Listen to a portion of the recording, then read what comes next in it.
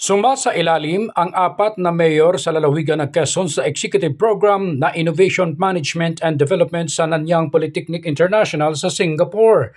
Ayon sa pabatid ng DILG Calabarzon, ang mga ito ay sina Real Mayor Diana Abigail Giestro Aquino, Dolores Mayor Orlan Calayag, Lopez Mayor Richelle Ubana at Gumaca Mayor Webster Letargo. Ito na ang ikalawang international collaboration ng DILG Region 4A sa pamamagitan ng Local Governance Resource Center.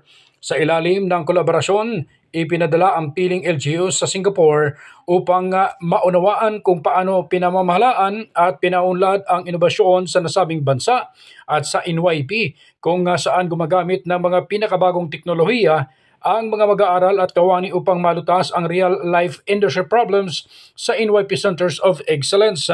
Ngayong taon, pinalawig ang programa upang makasama ang regional directors at LGU officials and functionaries mula sa iba pang rehiyon. Dumalo rin sina Regional Director Maria Lourdes Agustin, SESO 3 ng DILG NCR, Regional Director Agnes De Leon, SESO 5 ng DILG Region 2, Regional Director Arcelia San Jose, SESO 4 ng DILG CAR, at Assistant Regional Director Daryl Dizon, SESO 4-5 bilang pinuno ng Philippine Delegation. Bukod sa nasabing Quezon Mayors, kabilang din sa participating LGUs ang lungsod ng Santa Rosa, Laguna, lalawigan ng Quirino, Iligan City, Isabela, Muntinlupa City at Bugyas sa Benguet. Ronda balita mula sa lalawigan ng Quezon. Ako si J.R. Narit, naghahatid ng mahalagang impormasyon at balitang totoo.